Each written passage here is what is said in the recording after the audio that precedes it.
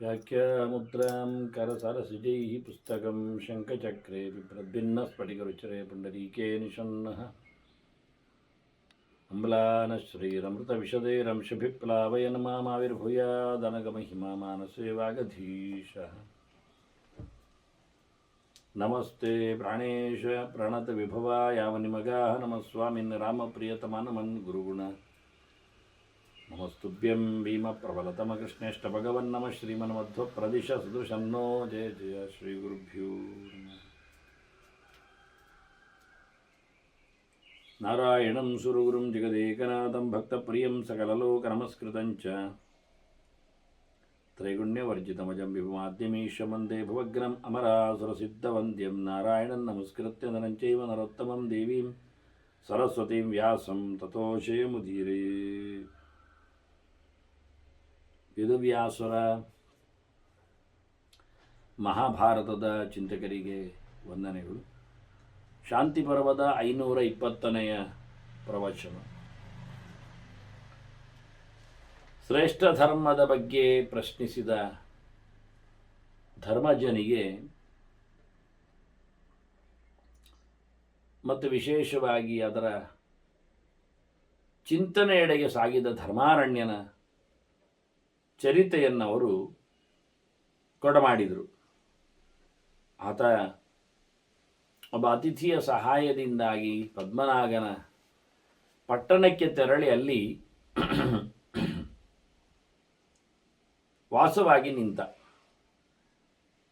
ಅಲ್ಲಿ ನಾಗ ಇರಲಿಲ್ಲ, ಮಡದಿ ಇದ್ದಳು, ನಾಗರಾಣಿ, ನಾಗಪತ್ನಿ. ಆಕೆ ಸ್ವಾಗತಿಸಿದಾಗ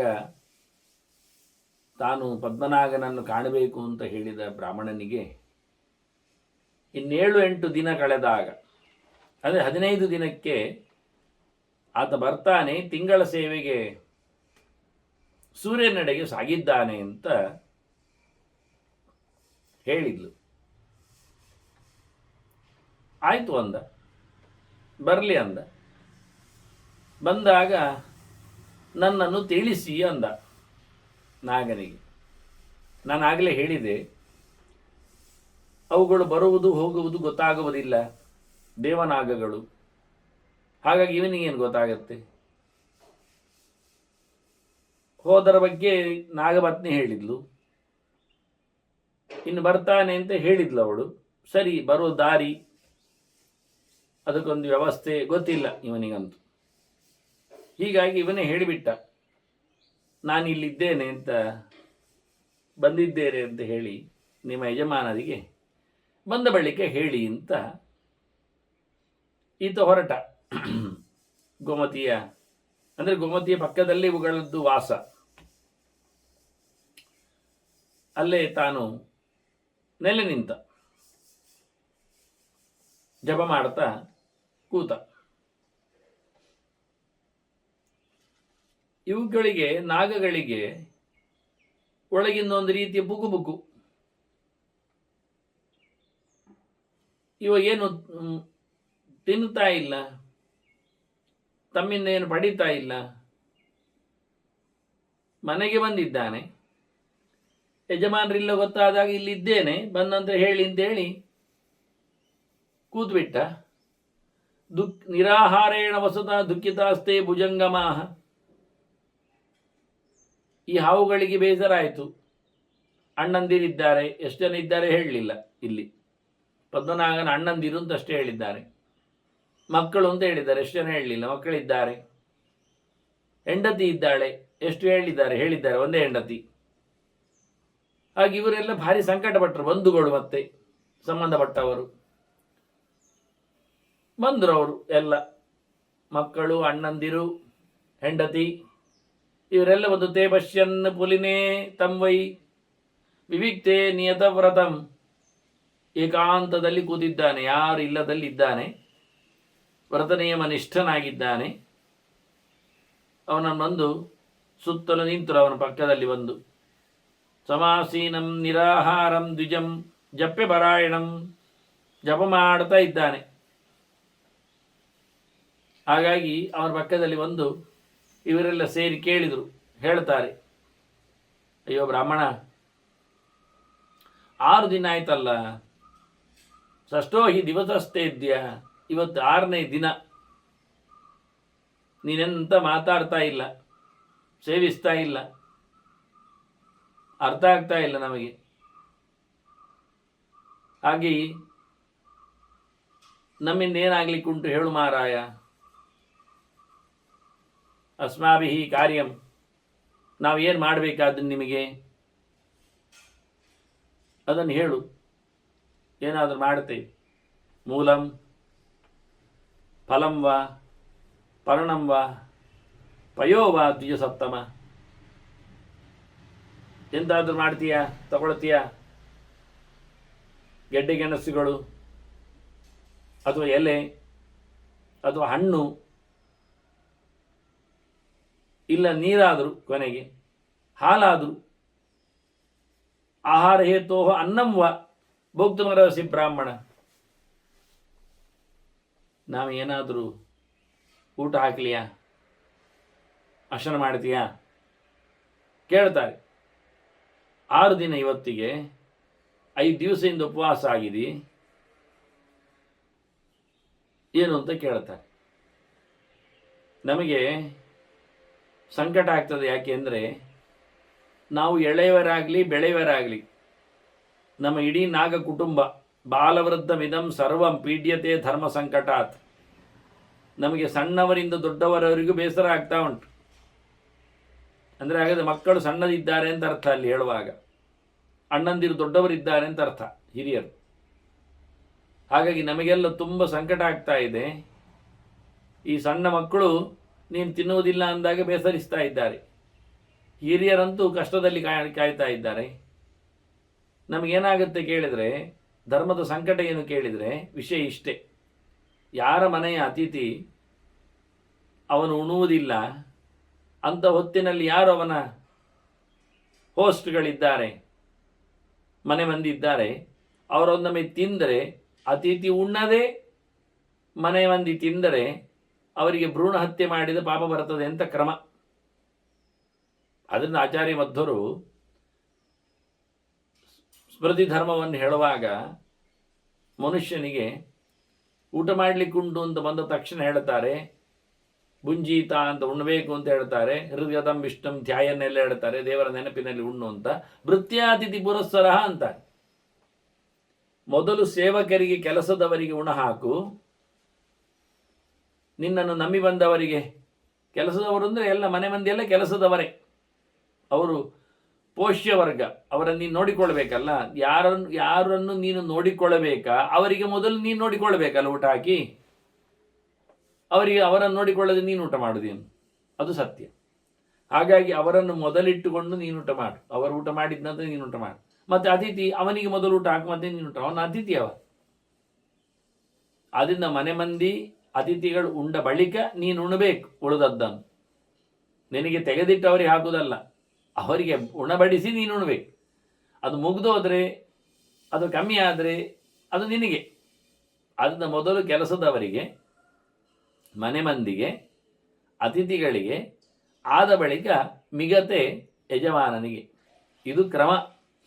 ಇದು ನಿಜವಾಗಿ ವಿಗಸಾಶಿ ಆಗ್ತಾನವ. ಅಂದರೆ ಯಜ್ಞಶೇಷದ ಪ್ರಸಾದ ಉಂಡ ಹಾಗೆ ಒಂದು ದೊಡ್ಡ ಮಟ್ಟಿನಲ್ಲಿ ಇದು ಯಜ್ಞವೇ, ಅತಿಥಿ ಯಜ್ಞ ಎಲ್ಲ.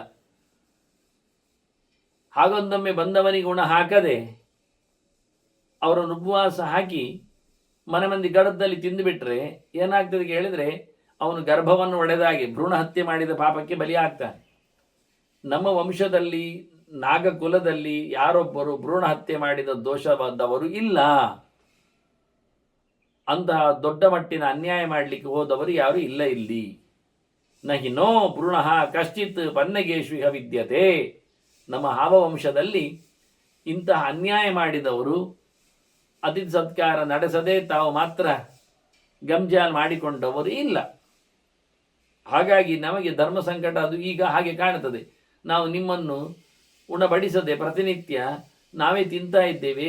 ಇಂದಿಗೆ 5 ದಿನ ಮುಗಿದಿದೆ ನಿನ್ನನ್ನು ಉಪವಾಸ ಕೆಡವಿ ನಾವು. ಹಾಗಾಗಿ ನಮಗೆ ಕಷ್ಟ ಆಗ್ತಾ ಉಂಟು. ಪೂರ್ವಾಶಿ ವಾ ಕುಲೇಹ್ಯಸ್ಮಿನ್ ದೇವತಾತಿಥಿ ಬಂಧುಷು. ನಮ್ಮಲ್ಲಿ ಮೊದಲು ಉಂಡವನೇ ಇಲ್ಲ. ಪೂರ್ವಾಶಿ ಅಂದರೆ ಮೊದಲು ಉಂಡವನು ಅಂತ ಅರ್ಥ. ಯಾರಿರುವಾಗ? ದೇವರ ಪೂಜೆ ಆಗದ ಮುಂಚೆ ತಿಂದವ ತಪ್ಪು, ಅತಿ ಸತ್ಕಾರ ಆಗದೆ ತಿಂದರೆ ತಪ್ಪು, ಬಂಧುಗಳಿಗೆ ಆಗದೆ ತಿಂದರೆ ತಪ್ಪು. ದೇವತಾತಿಥಿ ಬಂಧುಷು, ಅದನ್ನ ದೇವ ಕಾರ್ಯಕ್ಕಿಂತ ಯಾರು ಮೊದಲು ತಿನ್ನಬಾರದು ಎನ್ನುವುದು ಎಚ್ಚರದ ಮಾತು. ಯಾವುದೇ ದೇವ ಕಾರ್ಯದಲ್ಲಿ ಆ ದೇವತೆಗಳ ಉಪಾಸನೆ ಮುಗಿಯದ ಮುಂಚೆ ತಾನು ತಿಂದರೆ ಆ ದೇವತೆಗಳಿಗೆ ಇಷ್ಟ ಆಗುವುದಿಲ್ಲ, ಯಜಮಾನ ವರ್ಗ ತಿನ್ನುವಂತಿಲ್ಲ. ಹಾಗಾದರೆ ಯಜಮಾನನ ಪರವಾಗಿ ಮಾಡುವವರು ತಿನ್ನುವಾಗ ಇಲ್ಲ ಆಗ ಅಷ್ಟೆ. ಒಂದು ಮನೆಯಲ್ಲಿ ಪೌರೋಹಿತ್ಯ ಇದೆ, ಏನೋ ಧನ್ವಂತರಿ ಯಾಗವೋ, ಇನ್ನೇನೋ ಪವಮಾನ ಹೋಮವೋ, ಇನ್ನೇನೋ ಸಮಾರಾಧನೆಯೋ ದೇವತೆಗಳದ್ದಿದೆ ಅಂತ ಇಟ್ಟುಕೊಳ್ಳುವ. ಆಗ ಯಜಮಾನ ವರ್ಗದವರು ದೇವತೆಗಳ ಸಮರ್ಪಣೆ, ಪೂಜೆ, ಪುನಸ್ಕಾರ ಆಗುವ ಮುಂಚೆ ಏನನ್ನು ತಗೊಳ್ಬಾರದು, ಉಪವಾಸ ಇರಬೇಕು. ಆ ದೇವತೆಗಳಿಗೆ ಖುಷಿಯಾದ ಬಳಿಕ, ದೇವತೆಗಳೆಲ್ಲ ಬೆಳಿಗ್ಗೆ ಊಟ ಮಾಡುವರು, ಪ್ರಾತರೇ ವಹಿ ದೇವಾನಾಂ ಹೇಳೋದ್ರಿಂದ ಬೆಳಗಿನ ಹೊತ್ತವರಿಗೆ ಪೂಜೆ ಪುನಸ್ಕಾರಗಳು ಸುಮಾರಾಗಿ 10-11 ಗಂಟೆ ಒಳಗೆ ಮುಗಿತದೆ. ಆ ಬಳಿಕವೇ ಯಜಮಾನ ವರ್ಗಕ್ಕೆ ಆಹುತಿ ಸ್ವೀಕಾರದ ಸಮಯ. ವಾಸ್ತವವಾಗಿ ಯಜಮಾನನ ಪರವಾಗಿ ಪುರೋಹಿತರು ಬಂದಿರ್ತಾರೆ, ನಡೆಸಿಕೊಡುವರು ಅವರು. ಹಾಗಾಗಿ ಅವರು ಸಹ ಯಥಾ ಪ್ರಕಾರ ಯಜಮಾನನ ಉದ್ದೇಶವಾಗಿ ದೇವತೆ ಪೂಜೆ ಮಾಡುವುದರಿಂದ ಅವರು ಯಾವುದೇ ಪದಾರ್ಥಗಳನ್ನು ತಿನ್ನುವಂತಿಲ್ಲ. ಅದು ಸುಲಭ ಉಪಾಯ. ಅಲ್ಲಿದ್ದು ಕೊಡುವುದನ್ನು ನಾವು ತಿನ್ನುವುದಿಲ್ಲ ಸಮ. ಕೆಲವರು ಹೇಳಿಕೊಳ್ಳುವುದು ಪೂಜೆ ಪುನಸ್ಕಾರಗಳಿಗೆ ಮಾಡುವ ಅಡಿಗೆಯೇ ಬೇರೆ, ಅದನ್ನು ಅಡುಗೆಯವರು ಮಾಡ್ತಾರೆ, ಮಧ್ಯಾಹ್ನ ಕೊಡ್ತಾರೆ. ಇದು ನಮ್ಮದು ಬೆಳಿಗ್ಗೆ ಬೇರೆಯೇ ಆಗಿದೆ. ಮನೆ ಮಂದಿಯ ಒಳಗಿಟ್ಟುಕೊಂಡು ಅದು ನಿನ್ನೆಯಿಂದ ತರಿಸಿಕೊಂಡದ್ದನ್ನೆಲ್ಲ ಫ್ರಿಜ್ಜಿನಲ್ಲಿಟ್ಟದ್ದು, ಮತ್ತು ಅವರೇ ಮನೆ ಮಂದಿಯೆಲ್ಲ ಸೇರಿಕೊಂಡು ಅದು ಎಂಥದ್ದು ಸ್ಟವ್ ಮುಂತಾದರಲ್ಲಿ ಅಂತ ಗ್ಯಾಸ್ ಸ್ಟವ್ ಮುಂತಾದರಲ್ಲೆಲ್ಲ ಮಾಡ್ತಾ ಇದ್ದಾರೆ. ಅದು ಬೇರೆ, ಇದು ಬೇರೆ. ಅದರಿಂದ ದೇವದೇವತೆಗಳಿಗೆ ಪೂಜೆ ಪುನಸ್ಕಾರಗಳಿಗೆ ಬಂದ ಅತಿಥಿಗಳಿಗೆ ಅಂತ ಮಾಡಿದ ಅಡುಗೆ ಭಟ್ಟರು ಮಾಡಿದ್ದು ಅದು ಪ್ರತ್ಯೇಕವೇ ಉಂಟು. ಇದು ಬೇರೆ ಅದು ಬೇರೆ ಹೇಳಿಕೊಂಡು ಸಮ ತಿಂದು ಬರ್ತಾರೆ ಮತ್ತೆ ಹೊರಗೆ. ಅದು ತಪ್ಪು ಅಂದ. ಯಾವುದೇ ಪದಾರ್ಥಗಳನ್ನಾದರೂ ಎಲ್ಲಿಯಾದರೂ ದೇವತೆಗಳ ಉದ್ದೇಶ ಇವತ್ತು ನಾವು ಕರೆದಿರುವಲ್ಲಿ ಅವರಿಗೆ ಕೊಡದೆ ತಿಂದರೆ ಅದು ತಪ್ಪೆ. ಆದ್ದರಿಂದ ನೀವು ಸ್ಟೌವಲ್ಲಿ ಮಾಡಿದ್ದು, ಅದು ಮನೆ ಮಂದಿ ಮಾಡಿದ್ದು, ಅದು ಒಳಗಡೆ ಮಾಡಿದ್ದು ಹೇಳಿಕೊಂಡ್ರು, ಅದು ಕೊಡಲಿಲ್ಲ ಎನ್ನುವ ತಪ್ಪೆ ಅಲ್ವಾ? ಹೀಗಾಗಿ ಆಗಲಿಲ್ಲ. ಅಷ್ಟೇ ಅಲ್ಲದೆ ದೇವತೆಗಳಿಗೆ ಬೇರೆ ಅಡುಗೆ, ನಿಮಗೆ ಬೇರೆ ತಿನ್ನಲಿಕ್ಕೆ, ಇದು ಇನ್ನೊಂದು ತಪ್ಪು. ಪದಭೇದ ಪಂಕ್ತಿಭೇದ ಮಾಡಿದ ಹಾಗೆ ಅಲ್ಲ. ಅದು ಕ್ವಾಂಟಿಟಿ ಕ್ವಾಲಿಟಿ ಎಲ್ಲ ಸಮ ಇಲ್ಲ. ಹಾಗಾದರೆ ನಿಮಗೆ ಸಮ ಇಲ್ಲ ಅಂತ ಅರ್ಥ. ನೀವು ಅಸಮವಾದದ್ದನ್ನು ತಿಂದು ಮಾಡುವುದಾ? ದೇವತೆಗಳಿಗೆ ಮೋಸ ಮಾಡುವುದಾ? ನೀವು ಬೇಡದಿದ್ದದ್ದು ತಿನ್ನುವುದು, ಬೇಕಾಬಿಟ್ಟು ತಿನ್ನುವುದು, ಮೈಲಿಗೆಯಲ್ಲಿ ಮಾಡಿ ತಿನ್ನುವುದು ಅಂತ ನಮೂನೆಯಲ್ಲಿ ದೇವರ ಪೂಜೆ ಮಾಡುವುದಾ? ಅದು ಇನ್ನೊಂದು ತಪ್ಪಾಗ್ತದೆ. ಅಷ್ಟೇ ಅಲ್ಲದೆ ಇನ್ನು ದೇವತೆಗಳನ್ನು ಕರೆದದ್ದು ಮಾತ್ರ ನೀವು, ಅವರಿಗೇನು ಉಣಬಡಿಸಲಿಲ್ಲ, ಪೂಜೆ ಪುನಸ್ಕಾರ ಮಾಡಲಿಲ್ಲ. ಅದಕ್ಕಿಂತ ಮೊದಲು ನೀವು ತಿಂದು ಬಂದಾಗಿದೆ. ಏನನ್ನಾಗಲಿ, ಎಲ್ಲಿದ್ದೇ ಆಗಲಿ, ಹೇಗೆ ಆಗಲಿ, ಉಪವಾಸ ದೇವತೆಗಳು ಇದ್ದಾಗ ನೀವು ತಿನ್ನುವುದೇನನ್ನು? ಸಾಮಾನ್ಯವಾಗಿ ಒಂದೊಮ್ಮೆ ಒಂದೊಂದು ಕಡೆಯಲ್ಲಿ ಪೂಜೆ ಪುನಸ್ಕಾರಗಳು ಉಂಟು ನಾಳೆ ಅಂದಾಗ ಹಿಂದಿನ ದಿನವೇ ದೇವತೆಗಳು ಪಿತೃಗಳೆಲ್ಲ ಬರ್ತಾರೆ ಮನೆಗೆ ಅಂತ ಕ್ರಮ. ನಾಳೆ ಪೂಜೆ ಉಂಟು ಅಂತೇಳಿ ಇವತ್ತೇ ರೆಡಿ ಅವರು. ಅದು ಅವರು ನಿನ್ನೆಯಿಂದಲೂ ನಿಮ್ಮ ಮನೆಯಲ್ಲಿ ಆಹಾರ ಸ್ವೀಕಾರಕ್ಕಾಗಿ, ಆಹುತಿ ಸ್ವೀಕಾರಕ್ಕಾಗಿ, ಪೂಜೆ ಪುನಸ್ಕಾರವನ್ನು ಕೈಗೊಳ್ಳಿಕ್ಕಾಗಿ ಕೂತಿದ್ದಾರೆ, ಕಾಲಿದ್ದಾರೆ. ಹಾಗಿರುವಾಗ ನೀವು ಸಮ ತಿಂದು ಬಂದರೆ ಅವರು ಎದ್ದು ಹೋಗ್ತಾರೆ, ಶಾಪ ಹಾಕಿ ಹೋಗ್ತಾರೆ. ಅಂದರೆ ಕರ್ಮಾಂಗ ಮಾಡಲಿಕ್ಕೆ ಹೋಗಿ ನಾವು ಸಿಕ್ಕಿ ಬೀಳುತ್ತೇವೆ, ತಪ್ಪಾಗ್ತೇವೆ. ಅನ್ಯಾಯ ಮಾಡಿದರೆ ಆಗ್ತದೆ, ಒಳ್ಳೇದು ಮಾಡಿದರೆ ಆಗುವುದಿಲ್ಲ. ಇದೆಲ್ಲ ಕಲಿಬೇಕಾದ ವಿಷಯಗಳು. ಈ ಕಥೆಗಳು ನಮ್ಮನ್ನು ಏನು ಮಾತಾಡಿಸ್ತವೆ ಅಂದರೆ, ಕಥೆ ದೊಡ್ಡ ಸಂಗತಿ ಅಲ್ಲ. ವೇದವ್ಯಾಸರು ಹೇಳ್ತಾರೆ, ಅಲ್ಲಿರತಕ್ಕಂಥ ನೀತಿಯನ್ನು ತಿಳಿಯಿರಿ, ಬೋಧೆಯನ್ನು ಪಡೆಯಿರಿ, ತತ್ವವನ್ನು ಅರಿಯಿರಿ ಅಂತ ಹೇಳ್ತಾರೆ ಅವರು. ಕಥೆ ಸುಮ್ಮನೆ ಚೌಕಟ್ಟಿಗಾಗಿ, ಇಟ್ ಹ್ಯಾಪನ್ಸ್ ಅನ್ನುವುದಕ್ಕೆ ಮಾತ್ರ ಕತೆ. ಇದು ನಡೆದಿದೆಯೇ, ಹೀಗೆ ಆಗ್ತದೆಯೋ, ಆಗಿಸಿಕೊಂಡಿದ್ದಾರೋ ಅನ್ನುವುದಕ್ಕಷ್ಟೇ ಮಾತು. ಇಲ್ಲಾದರೆ ಪ್ರಮಾಣಗಳು ಸಾಕಾಗತ್ತೆ ಇಷ್ಟೇ. ವಾಸ್ತವವಾಗಿ ಒಂದೇ ಗೆರೆ ಪೂರ್ವಾಶೀತು ಕುಲೇಖ್ಯಸ್ಮಿನ್, ಇಷ್ಟೇ ವಿಷಯ. ದೇವತಾತಿಥಿ ಬಂಧುಷು ನಹಿನು ಭ್ರೂಣಃ ಕಶ್ಚಿತ್ ಪನ್ನಗೇಶ್ವ ವಿದ್ಯತೆ ಅಂತ. ಇದೆಲ್ಲ ಕತೆ ಹಿಂದಕ್ಕೆ ಹೋಗ್ತದೆ ಮತ್ತೆ ಆಗ. ಆದ್ರಿಂದ ಪುರೋಹಿತನು ಸಹ ಅವನೊಂದು ಹೇಳಿಬಿಡ್ತಾನೆ ಮತ್ತೆ, ನಾನು ಇಲ್ಲಿದ್ದು ತಿನ್ನಲೇ ಇಲ್ಲ ಯಜಮಾನರಾಗೆ, ಒಳಗಿದ್ದು ತಿನ್ನಲಿಲ್ಲ, ಹೊರಗಿದ್ದು ತಿನ್ನಲಿಲ್ಲ ಅಂತಾನೆ. ಮತ್ತೆ ನೀನು ಎಲ್ಲಿ ತಿಂದದ್ದು? ನಾನು ಮನೆಯಲ್ಲಿ ತಿಂದು ಬಂದಿದ್ದೇನೆ ಅಂತಾನೆ. ಅದು ಇನ್ನೊಂದು ತಪ್ಪು. ಅದನ್ನು ಕೊಡದೆ ತಿಂದಿದ್ದಾನೆ. ಇವರ ಯಜಮಾನಿಕೆಯ ಪೌರಹಿತ್ಯವನ್ನು ಅವ ಮೊದಲೇ ತಿಳ್ಕೊಂಡಿದ್ದಾನಲ್ಲ. ಅವರನ್ನು ಬಾಯಿಯಲ್ಲಿ ಮೊದಲೇ ಕರೆದಿದ್ದಾರಲ್ಲ. ಆದರೆ ಇಂತಹ ದೇವತೆ ಪೂಜೆಯನ್ನು ಇಂತಹ ದ್ರವ್ಯಗಳಲ್ಲಿ ಇಂತಹ ಕಡೆಯಲ್ಲಿ ಇಂತಹ ವ್ಯವಸ್ಥೆಯಲ್ಲಿ ಮಾಡಲಿಕ್ಕೆ ಉಂಟು ಅನ್ನೋದನ್ನು ಸಂಕಲ್ಪ ಮಾಡಿಕೊಂಡದ್ರಿಂದ ಆ ದೇವತೆಗಳು ಅವನಲ್ಲಿ ಪ್ರತಿಷ್ಠಿತರಾಗಿದ್ದಾರೆ. ಈಗ ಅವನ ಬೆನ್ನ ಹಿಂದೆ ಬಿದ್ದಿದ್ದಾರೆ. ಅವನಿಗೆ ಕೊಡದೆ ತಿಂದು ಬಂದಿದ್ದಾನೆ ಈಗ ಮತ್ತೆ. ಅದು ತಪ್ಪೆ. ಮತ್ತು ಈ ದೇವತೆಗಳು ಇನ್ನೂ ಉಪವಾಸ ಇರುವಾಗ ಆ ದೇವತೆಗಳ ಪೂಜೆಯನ್ನು ಯಾರ ಪರವಾಗಿ ಮಾಡೋದಾದರೂ ಅವನು ತಿಂದು ಮಾಡಿದರೆ ತಪ್ಪೆ. ಅದನ್ನೊಂದು ದೊಡ್ಡ ಗೆರೆ ಬಂದದ್ದು, ಉಪವಾಸವತ ಕಾರ್ಯಂ ಜಪ ಹೋಮ ಅಮರಾರ್ಚನಂ ಅಂತ. ಸಾಯಂ ಸಂಧ್ಯಾವೂ ತೇರ್ವಿನ ಅಂತ ಹೇಳಿ ಸಂಜೆಯ ಜಪ, ಸಂಜೆಯ ಅಗ್ನಿಹೋತ್ರಾಹುತಿಗಳು, ಸಂಜೆಯ ಪೂಜೆ ಪುನಸ್ಕಾರಗಳು, ಸಂಜೆ ನಂತರದ್ದು ರಾತ್ರಿ ಕಾಲದ ವ್ಯವಸ್ಥೆಯಲ್ಲಿ ಇದನ್ನೆಲ್ಲ ಲೆಕ್ಕಕ್ಕೆ ಇಡ್ಲಿಕ್ಕಿಲ್ಲ. ಇದು ಆವತ್ತಿನ ಸಂಜೆದ್ದು ರಾತ್ರಿದ್ದೆಲ್ಲ ಲೆಕ್ಕಕ್ಕೆ ಬಿಟ್ಟು ಬೆಳಗ್ಗಿನದ್ದು ಹೇಳಿದ್ದು ಅಂತಾರೆ. ಉಪವಾಸದಾಗಾರಿ ಜಪ ಹೋಮ ಅಮರಾರ್ಚನ. ಬೆಳಗ್ಗಿನ ಜಪ, ಬೆಳಗ್ಗಿನ ಹೋಮ, ಬೆಳಗಿನ ಪೂಜೆ ಇವೆಲ್ಲವೂ ಸಹ ಯಾವತ್ತೂ ಸಹ ಉಪವಾಸದಲ್ಲಿ ಮಾಡಬೇಕು. ಖಾಲಿ ಹೊಟ್ಟೆಯಲ್ಲಿ ಉಪವಾಸ ಅಂದರೆ ಏನು ತಿನ್ನದೆ ಏನು ಕುಡಿಯದೆ, ವೀಳ್ಯದೆಲೆ ಅಡಿಕೆಯನ್ನು ಸಹ ಹಾಕಿಕೊಳ್ಳದೆ, ಜರ್ದ ಮುಂತಾದನ್ನು ಕಚ್ಚಿಕೊಳ್ಳದೆ, ಇವನ್ನು ಮಾತ್ರೆಯೂ ಸಹ ವಾಸ್ತವವಾಗಿ ಇಲ್ಲದೆ ಬೆಳಿಗ್ಗೆ ಬೇಗ ಎದ್ದು ಸೂರ್ಯೋದಯದ ಹೊತ್ತಿನಲ್ಲಿ ಜಪವನ್ನು ಮುಗಿಸಿ ಮತ್ತೆ ಒಂದು ಸಂಕ್ಷೇಪವಾಗಿ ಅವನ ಪೂಜೆಯನ್ನು ಮಾಡಿಕೊಂಡು ತೀರ್ಥಪ್ರಾಶನ ಮಾಡಿ ಆನಂತರ ಅವನು ಮದ್ದು ಮತ್ತೇನಾದರೂ ಬಾಯಾರಿಕೆ ಮತ್ತೇನಾದರೂ ಟಿಫಿನ್ ಎಲ್ಲ ಮಾಡಲಿಕ್ಕೆ ಅಶಕ್ತನಿಗೆ ಲೆಕ್ಕ ಇದು. ಸಾಮಾನ್ಯನಿಗೆ ಅದೂ ಇಲ್ಲ. ಸಾಮಾನ್ಯನಿಗೆ ಬೆಳಿಗ್ಗೆ ಎಂಥದೂ ಇಲ್ಲ. ನಾವು ಸಿಕ್ಕಿಬಿದ್ದದ್ದಲ್ಲಿ ತಿನ್ನದೆ ಮಾಡುವುದು ಅಂದರೆ ಏನು ಎನ್ನುವುದೇ ನಮಗೆ ಗೊತ್ತಿಲ್ಲ. ಯಾಕೆಂದರೆ ತಿನ್ನದೆ ಮಾಡುವುದು ಎನ್ನುವುದೇ ಇರುವುದು ಅಂತ ಗೊತ್ತಿಲ್ಲ. ಮನುಷ್ಯನಿಗೆ ತಿನ್ನಲಿಕ್ಕೆ ಅಂತ ಇರುವುದೇ ಮಧ್ಯಾಹ್ನದ ನಂತರ ಎನ್ನುವುದು ಮುಖ್ಯ. ಬಾಯಿಯೊಳಗೆ ಏನನ್ನಾದರೂ ಹಾಕ್ಕೊಳ್ಳುವುದಾದರೂ ಅವನು ವೀಳ್ಯದೆಲೆ ಹಾಕ್ಕೊಳ್ಳಿ, ಅಡಿಕೆ ಹೋಳು ಹಾಕ್ಕೊಳ್ಳಿ, ಮಾತ್ರೆ ಹಾಕ್ಕೊಳ್ಳಿ, ಹಾಲು ಕುಡಿಯಲಿ, ಎಂಥದೇ ಆಗಲಿ, ಹಣ್ಣು ತಿನ್ನಲಿ, ಎಂಥದ್ದಕ್ಕೂ ತಿನ್ನುವುದು ಎನ್ನುವ ಒಂದು ಈಟಿಂಗ್ ಎನ್ನತಕ್ಕಂಥ ಪ್ರೋಸೆಸ್ಸಿಗೆ ವ್ಯವಸ್ಥೆಗೆ ನಿಜವಾಗಿ ಸೂರ್ಯ ನಡು ಮಧ್ಯಾಹ್ನಕ್ಕಿಂತ ಆಚೆ ದಾಟಬೇಕು ಪಶ್ಚಿಮಕ್ಕೆ. ಅದಾದ ಬಳಿಕ ಮಧ್ಯಾಹ್ನದ ಸಂಧ್ಯಾವಂದನೆಯನ್ನು ಮುಗಿಸಬೇಕು. ಮತ್ತೆ ದೇವರ ನೈವೇದ್ಯ ಪೂಜೆ ಪುನಸ್ಕಾರ ಮುಗಿಸಿ ಅದನ್ನು ಊಟ ಮಾಡಲಿಕ್ಕೆ. ಅದು ಮನುಷ್ಯನಿಗೆ ಪ್ರತಿಯೋರ್ವನಿಗೂ ತಿನ್ನುವ ಸಮಯ ಎನ್ನುವುದು ಕೇವಲ ಸಾಮಾನ್ಯವಾಗಿ ಒಂದು ರಫ್ಲಿ ಹೇಳುವುದಾದರೆ 1 ಗಂಟೆಯ ನಂತರವೇ. ಆ PM ಯಾವಾಗಲೂ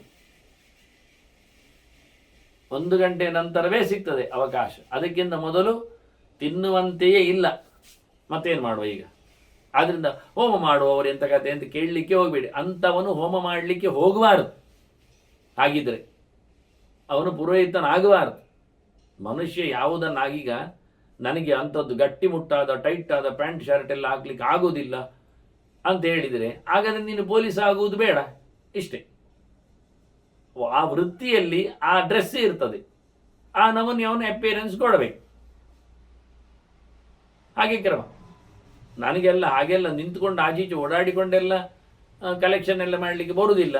ಹಾಗಾದರೆ ನೀನು ಕಂಡಕ್ಟರ್ ಆಗುವುದು ಬೇಡ, ಮುಗೀತು. ನಾನು ಆ ವೃತ್ತಿಯನ್ನು ಮಾಡ್ತೇನೆ ಅಂದರೆ ಆ ನಮೂನೆ ಇರಬೇಕಾಗ್ತದೆ. ಹಾಗಾಗಿ ಪುರೋಹಿತ ಅಂದ್ರೆ ಏನರ್ಥ? ಇನ್ನೊಬ್ಬರ ಪರವಾಗಿ ದೇವದೇವತೆಗಳಿಗೆ ಸಮಾರಾಧನೆಯನ್ನು ಅಗ್ನಿಮುಖದಲ್ಲಿಯೋ ಇನ್ನಿತರ ಮುಖದಲ್ಲಿಯೋ ಮಾಡಿಕೊಡುವವನು ಅಂತ ಅರ್ಥ. ಅದು ಅವನು ಕಲಿತುಕೊಂಡ ಬಗೆಯಂತೆ. ಆಗ ಕಲಿತುಕೊಂಡ ಬಗೆಯಂತೆ ಮಾಡುವುದನ್ನು ಹೇಳಿಕೊಳ್ಳುವಾಗಲೇ ಅವನು ಬೈಂಡೆಡ್ ಅಂತ ಯಾವುದಕ್ಕೆ ಕೇಳಿದರೆ ಉಪವಾಸದಲ್ಲಿ ಮಾಡುತ್ತೇನೆ ಅಂತಲೇ ಬೈಂಡಿಂಗ್. ಅದು ಕ್ರಮ, ಹೇಳಿಕೊಟ್ಟ ರೀತಿ ಹಾಗೆ ತಪ್ಪಿಸ್ಲಿಕ್ಕೆ ಬರುವುದೇ ಇಲ್ಲ. ಅದರಲ್ಲಿ ಸೇರಿಕೊಂಡಿದೆ ಅದು ಕಾಲ ನಿಯಮಗಳನ್ನೆಲ್ಲ. ಈ ರೀತಿಯಾಗಿ ಪ್ರತಿಯೊಬ್ಬನು ಸಹ ವಾಸ್ತವವಾಗಿ ಅವನು ದೇವದೇವತೆಗಳ ಪೂಜೆ ಪುನಸ್ಕಾರಗಳ ಮಾಧ್ಯಮವನ್ನು ನಡೆಸಿಕೊಡುವಾಗ ತಾನು ತಿನ್ನದೆ ಅವರಿಗೆ ಸಮರ್ಪಿಸಿಕೊಂಡು ತಿನ್ನದೆ ಆ ಕೆಲಸವನ್ನು ಅಡುಗೆ. ಇದನ್ನೇ ಅವರು ಹೇಳೋದು. ಈಗ ಅವುಗಳೆಲ್ಲ ಸೇರಿ ಹೇಳೋದು, ನಮ್ಮ ವಂಶದಲ್ಲಿ ಯಾವೊಬ್ಬನು ಸಹ ಮೊದಲು ತಿಂದದ್ದು ಇಲ್ಲ. ಪೂಜೆ ಪುನಸ್ಕಾರ ಆಗದೆ ಅತಿಥಿಗಳಿಗೆ ಉಣಬಡಿಸದೆ ಎಲ್ಲಿಯೂ ಸಹ ನಾವು ಮೊದಲು ತಿಂದವರಿಲ್ಲ. ಈಗೇನಾಗ್ತದೆ? ಪ್ರತಿನಿತ್ಯ ಈಗ ಮೊದಲು ತಿಂದವರಾಗ್ತಾ ಇದ್ದೇವೆ. 5 ದಿನದಿಂದ 5 ದಿನದಿಂದ ನಮ್ಮ ಅತಿಥಿಯಿಂದ ಬಂದಿದ್ದಾನೆ,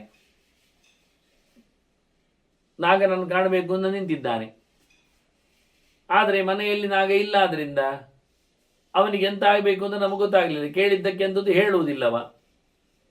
ಈಗ ಅಲ್ಲಿ ಹೋಗಿ ಕೂತಿದ್ದೇನೆ ಇದ್ದೇನೆ ಹೇಳಿದ್ದಾನೆ, ಏನು ತಿನ್ನದೆ ಕೂತಿದ್ದಾನೆ ಅಂದರೆ ನಮಗೆ ಸಂಕಟ ಆಗ್ತದೆ. ಯಾಕೆಂದರೆ ನಾವು ತಿಂತಾ ಇದ್ದೇವೆ, ನಾವು ಉಪವಾಸ ಮಾಡ್ತಾ ಇಲ್ಲ. ಅವನ ಹತ್ರ ಹೇಳಿದವು, ತುಂಬ ಕಷ್ಟ ಆಗ್ತದೆ ಮಹಾರಾಯ. ಅದಕ್ಕೆ ಬ್ರಾಹ್ಮಣ ಹೇಳುತ್ತಾನೆ, ನೀವು ಇಷ್ಟು ಮಾತಾಡಿದ್ರಿ ಅಲ್ಲ, ನನಗೆ ಸಬ್ಜೆಕ್ಟ್ ಹೇಳಿದ್ರಿ ಅಲ್ಲ, ಧರ್ಮತತ್ವದ ಚಿಂತನೆ ಕೊಟ್ರಿ ಅಲ್ಲ, ತುಂಬ ಹೊಟ್ಟೆ ತುಂಬಿತು, ಖುಷಿ ಆಯಿತು. ಉಪದೇಶೇನ ಯುಷ್ಮಾಕಂ ಆಹಾರೋಯಂ ಕೃತೋ ಮಯ. ನನಗಿದೇ ಊಟ. ಏನು ಚಂದ ಮಾತಾಡಿದ್ರಿ, ಏನು ವಿಷಯ ಸಿಕ್ಕಿತು, ಎಷ್ಟು ಒಳ್ಳೆಯದಾಯಿತು, ಏನು ಅಬ್ಬರ, ಏನು ಆತಿಥ್ಯದ ಒಂದು ಎತ್ತರ, ಎಷ್ಟು ಚೆನ್ನಾಗಿ ಹೇಳಿದ್ರಿ ನೀವು. ನನಗೆ ತುಂಬ ಖುಷಿ. ಊಟ ಮಾಡಿದ್ದ ಹಾಗೆ ತೃಪ್ತಿಯಾಗಿದೆ. ಹಾಗಾಗಿ ಇನ್ನು 10ಕ್ಕೆ 2 ಕಮ್ಮಿ ಅಲ್ವಾ? ದಿರು ನಮ್ಮ ದಶರಾತ್ರಂ ವೈ ನಾಗಸ್ಯ ಆಗಮನಂ ಪ್ರತಿ. ನೀವು ಹೇಳಿದ ನಾಗ ಬರಲಿಕ್ಕೆ ಇನ್ನು 8 ದಿನ ಇರುವುದಲ್ವಾ ಅಂತಾನೆ. ನೋಡಿ ಅವ್ರ ಲೆಕ್ಕ ನೋಡಿ. ಇವುಗಳು ಒಂದೇನು ಹೇಳಿದವು ನೋಡಿ, ಇಲ್ಲಿ 3 ಗೆರೆ ಕಾಣ್ತದೆ ನೋಡಿ. ಒಂದು ಗೆರೆ, ಮೊದಲನೇದು ಗೆರೆ ಅವನು ಬಂದ ತಕ್ಷಣ ನಾಗನ ಹೆಂಡತಿ ಹೇಳಿದ್ದು, ಸಪ್ತಾಷ್ಟಮೇರು ದಿನೇ ಅಂತ ಹೇಳಿಕೊಂಡು. ಇನ್ನು 7-8 ದಿನದಲ್ಲಿ ನಾಗ ಬರ್ತಾನೆ. 7-8 ದಿನ ಅಂದರೆ 7 ಕೂಡಿಸಿ 8 ದಿನ, ಸಪ್ತದಿನೈಹಿ ಅಷ್ಟದಿನೈಹಿ ಇತ್ಯರ್ಥ ಅಂತ ಲೆಕ್ಕ. 3-4 ಜನರಿದ್ರೆ ಹೇಳುವಾಗ 3-4-7 ಅಂತ ಜನರ ಬಗ್ಗೆ ಹೇಳುವಾಗ ಎಲ್ಲ ದಶಾಷ್ಟ ಪಂಚಮೀರಿ ಅಂತ ಹೇಳಿಕೊಳ್ಳುವ ಲೆಕ್ಕ ಇಲ್ವಾ? ತತ್ವಗಳು ಎಷ್ಟು ಅಂದಾಗ ಹಾಗೆ ಹೇಳೋದಲ್ವಾ? 10, 18, 5 ಹೇಳುವ ಕ್ರಮ. 24 ತತ್ವಗಳು ಅನ್ನುವ ಲೆಕ್ಕಾಚಾರದಲ್ಲಿ ದಶಾಷ್ಟ ಪಂಚ ಎಲ್ಲ ಹೇಳಿಕೊಂಡು 23, 24 ತತ್ವ. ದಶಾಷ್ಟ 18, ಪಂಚಮಿಹಿ 18, 5, 23, ಕೊನೆದ್ದೊಂದು ಮರ್ಜಿ ಮಾಡಿ ಹೇಳಿದ ಲೆಕ್ಕಾಚಾರ ಅವರದ್ದು. ಹೀಗೆಲ್ಲ ಲೆಕ್ಕ ಹೇಳುವುದು ಕ್ರಮ ಉಂಟು, ಅದೆಲ್ಲ ಕೂಡಿಸುವ ವ್ಯವಸ್ಥೆಗಳು. ಹಾಗಾಗಿ ಇಲ್ಲಿ ಸ್ಪಷ್ಟವಾಗಿ 15 ದಿನದಲ್ಲಿ ಬರ್ತಾನೆ ಎನ್ನುವುದು ಅರ್ಥ ಆಯಿತು. ಇಲ್ಲಾದರೆ ಎಷ್ಟನೇ ದಿನ ಬರುವುದು ಅಂತ ಕರೆಕ್ಟಾಗಿ ಹೇಳ್ತಿದ್ರು. ಇದು 15 ದಿನದ ನಂತರ ಬರ್ತಾನೆ ಎನ್ನುವುದನ್ನು ಲೆಕ್ಕಾಚಾರದಲ್ಲಿ ಹೇಳಿ ಈಗ 6ನೇ ದಿನ ಅಂತ ಹೇಳ್ತಾರೆ ಇವರು ಬಂದು. ಈಗ ಇದು 2ನೇ ಗೆರೆ, ಷಷ್ಠೋ ಹಿ ದಿವಸಸ್ತೇದ್ಯ ಅಂತ. ಊಟ ಇಲ್ಲದೆ ಕೂತದ್ದು ಇದು 6ನೇ ದಿನ ಅಂತ. ಈಗ 7-8 ದಿನ ಅಂತ ಆದರೆ, ಇದು 6ನೇ ದಿನ ಆದರೆ ನಾಗ ನಾಳೆ ಬರ್ತಾನೆ. ಊಟದ ದೊಡ್ಡ ಸಂಗತಿ ಇಲ್ಲ, ನಾಳೆಯೋ ನಾಡ್ದು ಬರ್ತಾನೆ. ಅದರಿಂದ ಸಮಸ್ಯೆ ಹೆಚ್ಚಾಗಲಿಕ್ಕಿಲ್ಲ. ಒಂದು ವಾರದಲ್ಲಿ ಊಟ ಇದ್ರೇನು ಸಮಸ್ಯೆ ಅಲ್ಲ. ಅದ್ರ ಹೇಳ್ತಾನೆ, ನೀವು ಹೇಳಿದ ಮಾತಿನಲ್ಲಿ ದಿರೂನಂ ದಶ ರಾತ್ರಂ ವೈ ಅಂತ, ಇನ್ನು 10 ದಿನ ಕಳಿಲಿಕ್ಕೆ 2 ಕಮ್ಮಿ ಇರುವುದು ಅಂದ. ಅಂದರೆ ಇನ್ನು 8 ದಿನ ಉಂಟು ಅಂತ ಅಂದ. ಇನ್ನು 8 ದಿನ ಉಂಟು. ನೀವು ಹೇಳಿದ್ರಿ ಇವತ್ತು 6 ಆಯಿತು ಅಂತ, ಅಲ್ಲಿ 14-15 ದಿನ ಆಗ್ತಾ ಬರ್ತದೆ. ಈಗ ಆ ನಂತರ 15 ದಿವಸ ಬಂದೇ ಬರ್ತಾನೆ ಅವನು. ಅದು ನೀನು 8 ದಿನ ಇರಲಿಕ್ಕಿರೋದ್ರಿಂದ ನಾನು ಕಾಯ್ತೇನೆ. 6 ದಿನ ಇರಲಿ, ಇವತ್ತಿಗೆ ಆಗ್ತಾ ಬಂತು ಕಾದು. ಇನ್ನು 8 ದಿನ ಕಾಯಲಿಕ್ಕೆ ಏನು ಸಮಸ್ಯೆ ಇಲ್ಲ. ತದಾ ಆಹಾರಂ ಕರಿಷ್ಯಾಮಿ ತನ್ನಿಮಿತ್ತಮಿದಂ ವ್ರತಂ. ಆನಂತರ ನಾನು ಊಟ ಮಾಡ್ತೇನೆ. ಅದು ಒಮ್ಮೆ ಯದ್ಯಷ್ಟರಾತ್ರಿ ಅತಿಕ್ರಾಂತೆ ಮತ್ತೊಂದು ಶಬ್ದ ಆಗ್ತಾನೆ ಅವನು. ಈ 8 ದಿನ ಕಳೆದ್ರೆ ರಾತ್ರಿ, ಇನ್ನು 2 ಕಮ್ಮಿ ಉಂಟು ಹೇಳಿದ್ನಲ್ಲ, 10ಕ್ಕೆ ಇನ್ನು 8 ದಿನ ಕಳೆದ್ರೆ ನಾಗಮಿಷ್ಯತಿ ಬನ್ನಗಹ, ಒಂದೊಮ್ಮೆ ನಾಗ ಬಾರದೇ ಇದ್ದರೆ ನಾನು ಊಟ ಮಾಡ್ತೇನೆ. ನೀವು ಹೇಳಿದ ದಿನ ಕಾಯ್ತೇನೆ. 15 ದಿವಸ ನೀವು ಹೇಳಿದ್ರಿ ಇನ್ನುಂಟು ಅಂತ, ನಾನು 15 ದಿವಸಕ್ಕಲ್ಲಿ ಒಂದು ವ್ರತವನ್ನು ಯೋಚನೆ ಮಾಡಿದ್ದೇನೆ, ಮಾಡ್ತಾ ಇದ್ದೇನೆ 15 ದಿವಸ. ಹಾಗಾಗಿ ಆ ನಂತರ ಊಟ ಮಾಡ್ತೇನೆ. ನಾವು ಬಾರದೇ ಇದ್ದರೆ ಊಟ ಮಾಡ್ತೇನೆ. ಇದು ಅವನಿಗೋಸ್ಕರ ತನ್ನಿಮಿತ್ತಮಿದಂ ವ್ರತಂ, ಇದು ಅದಕ್ಕಾಗಿರತಕ್ಕಂಥ ಒಂದು ವ್ರತ ನನ್ನದು. ಆದ್ದರಿಂದ ನೀವು ಅಳುವುದೆಲ್ಲ ಬೇಡ, ಬೇಸರಿಸುವುದು ಬೇಡ. ಕರ್ತವ್ಯ ನಚ ಸಂತಾಪ, ನೀವು ಬೇಸರಿಸುವುದು ಬೇಡ. ಆತಿಥ್ಯ ಮಾಡಲಿಕ್ಕೆ ಆಗಲಿಲ್ಲ, ಹತ್ಯಾದೋಷ ಬರ್ತದೆ ನಮಗೆ, ನಮ್ಮಲ್ಲಿ ಯಾರು ಅಂಥವರು ಬೇಗ ಮೊದಲು ಊಟ ಮಾಡಿಕೊಂಡವರಿಲ್ಲ ಎಲ್ಲ ಹೇಳುವುದು ಬೇಡ. ನೀವು ಅನ್ಯಾಯ ಮಾಡಿದ್ದವರಾಗಲಿಲ್ಲ, ಮತ್ತು ನನ್ನ ವ್ರತವನ್ನು ನೀವು ಭಂಗ ಮಾಡೋದು ಬೇಡ. ನೈತದ್ ಭೇತ್ತುಂ ಈ ಹಾರ್ಹತ, ನನ್ನ ವ್ರತಕ್ಕೆ ಭಂಗ ಬರಬೇಡಿ.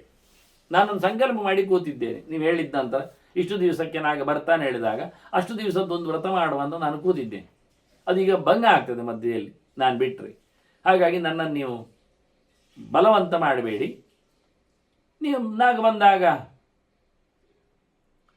ನನ್ನನ್ನು ಹೇಳಿ ಅಂತ ಹೇಳಿದ್ದಾನಲ್ಲ ಮೊದಲೇ, ಆದ್ದರಿಂದ ಬಿಟ್ಟು ಹೋಗಿ ಅಂತ ಹೇಳಿಬಿಟ್ಟ. ಹೋದ್ರು ಅವರು.